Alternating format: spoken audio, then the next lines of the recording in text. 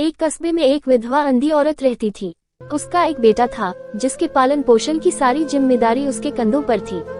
वो अपने बेटे को पढ़ा लिखा कर एक बहुत बड़ा आदमी बनाना चाहती थी, इसलिए उसने उसका दाखिला कस्बे के सबसे अच्छे स्कूल में किया। वो दिन रात मेहनत करती ताकि बेटे की स्कूल की फीस दे सके। लड़के के स्कूल के बच्चे उसकी माँ के बारे में जानते थे।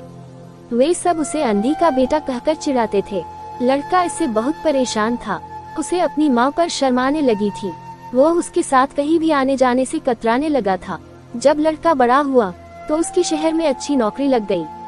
उसने अपनी माँ से वादा किया कि शहर में मकान लेकर वो उसे लेने आएगा, लेकिन वो शहर गया तो फिर लौटकर वापस नहीं आया। उसकी अंधी माँ उसका इंतजार करती रह गई। कई महीने बीत गए, लड़के की कोई खबर नहीं आई। कई महीने बीत गए, लड़के की कोई खबर नहीं आई। अंधी एक दिन उससे नहीं रहा गया और वह बेटे से मिलने शहर पहुंच गई। पूछते पूछते वह बेटे के ऑफिस पहुंची। वहां सिक्योरिटी गार्ड ने उसे रोक दिया।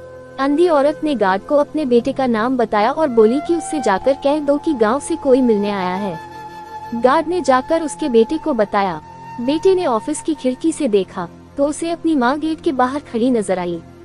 वो ऑफिस में सबके सामने अपनी माँ की वजह से शर्मिंदा नहीं होना चाहता था। उसने कहला दिया कि वो ऑफिस में नहीं है। अंधी औरत वहाँ से चली गई। शाम को वह लड़का ऑफिस से घर जाने के लिए निकला। रास्ते में एक जगह काफी भीड़ जमा थी। वो अपनी गाड़ी रोककर भीड़ के पास पहुंचा और तो बीच सड़क में अपनी माँ को मारा पाया। उसके हाथ में एक चिट्ठी थी जिसमें लिखा था, बेटा, बड़े दिन हो गए थे, तेरी कोई खबर नहीं मिली। चिंता हो रही थी इसलिए तुझसे मिलने चली आई। तू तो अब बड़ा आदमी बन गया है। तुझसे मिलना अब शायद मुझ गरीब की किस्मत में नहीं, लेकिन मैं बहुत खुश हूँ तेरे लिए। तूने अपना ही नहीं मेरा सपना भी पूरा किया। मलाल है कि तेरी तरक्की देख नहीं सकती। काश बचपन में तेरी आंखों में सरिया न घुसा होता और मुझे तुम्हें अपनी आंखें न देनी पड़ी होती, तो तेरी तरक्की अपनी आंखों से देखकर सुकून से मरती। तेरी अंधी माँ, ये पढ़कर लड़का फूट फूट कर रोने लगा। जिस अंधी माँ पर उसे शर्म आती थी, उसने उसके लिए कितना बड़ा बलिदान किया था। वो आत्मग्लानि से भर उठा और जिंदगी भर खुद को माफ नहीं कर पाया।